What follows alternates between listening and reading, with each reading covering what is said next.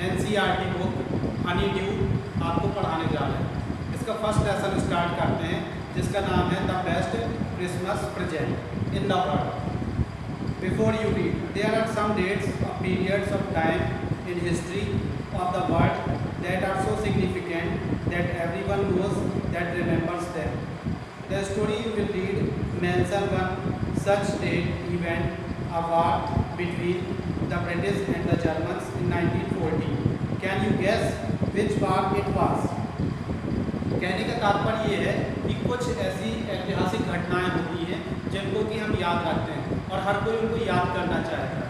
इसी प्रकार से जो हम लेसन आपको पढ़ाने जा रहे हैं the best Christmas present in the world, वो भी एक प्रकार की ऐतिहासिक घटना है जिसको राइटर वर्णन करता है।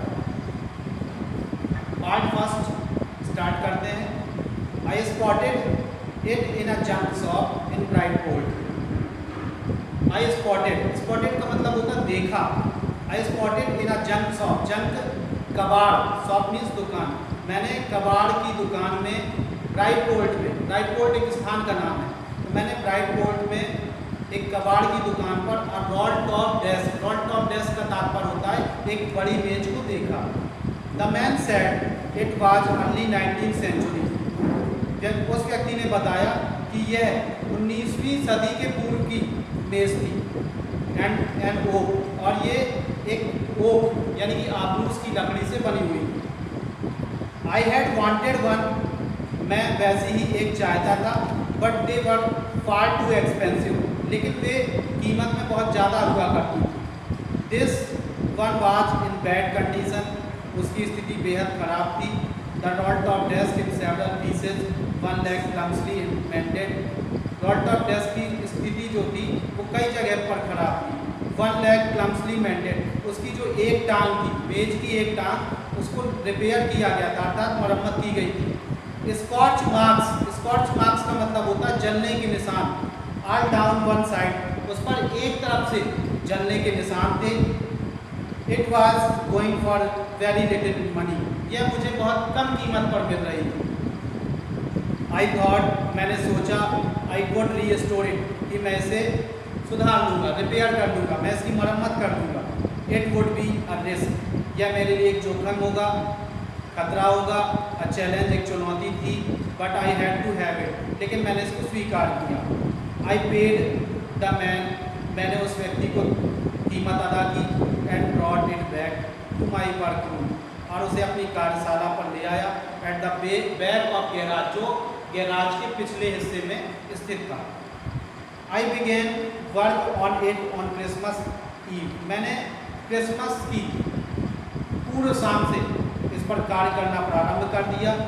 आई removed the roll top completely and pulled out the dryers.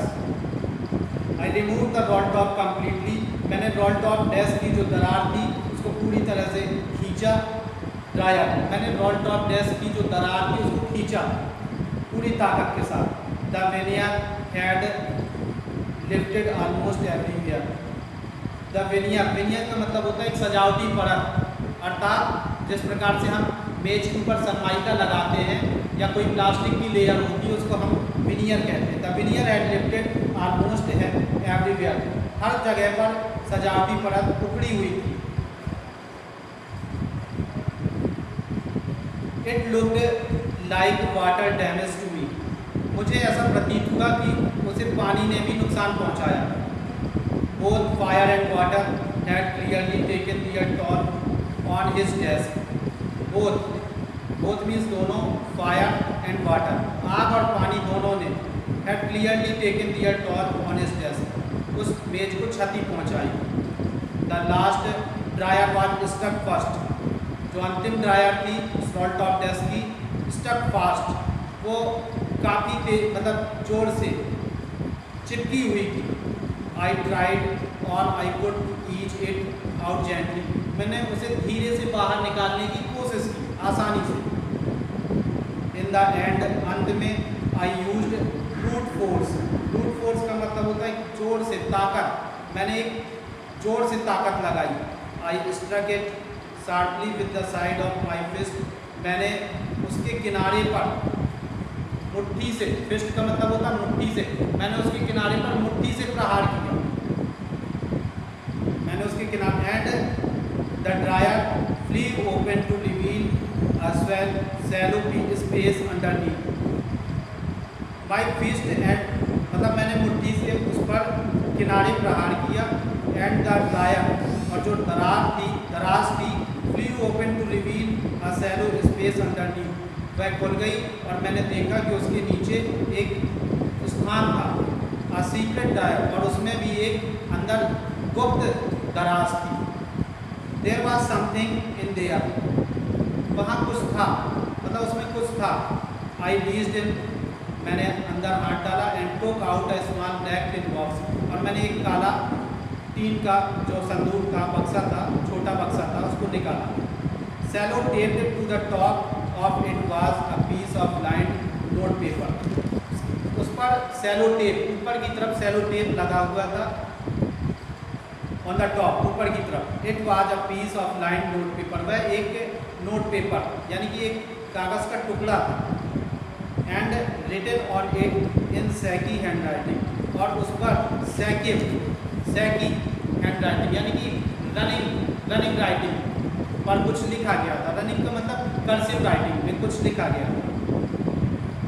James last letter received जनवरी 25, 1915, जिनका अंतिम पत्र 25 जनवरी 1915 को प्राप्त हुआ।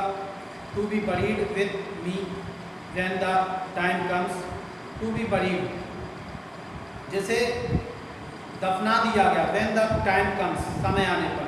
आई न्यू, मैं जानता था, as I did it, that it was wrong of me to open the box, मैं जानता था कि संदूक खोलना मेरे लिए ठीक नहीं था, यह एक गलत कार्य था। बट क्यूरियसिटी, लेकिन जिज्ञासा से, got the better of my scruples, मैंने got the better of my scruples का मतलब होता है नैतिक संकोच, लेकिन जिज्ञासा पूर्वक नैतिक संकोच के कारण मैंने इसे खोला। इट यूजुअली डज, यह अक्सर होता है। Inside the box there was an envelope, box के अंदर यानी संदूक के अंदर एक लिफाफा था। द एड्रेस रीड, जिस पर एड्रेस पड़ा हुआ था, Mrs gym McPherson, 12 upper beeches, Brightport, Dorset. I took out the letter and unfolded it, मैंने उस पत्र को निकाला और उसे खोला। It was written in pencil, उसे पेंसिल से लिखा गया था। And dated at the top, और उसके ऊपर तारीख पड़ी हुई थी, दिसंबर 26, 1914, 26 दिसंबर 1914। Thank you. अब पार्ट सेकंड बच्चे हम आगे पढ़ेंगे, जो ये हमने आज पढ़ाया आपको, अब इसको हम आगे फिर से पढ़ाएंगे पार्ट 2।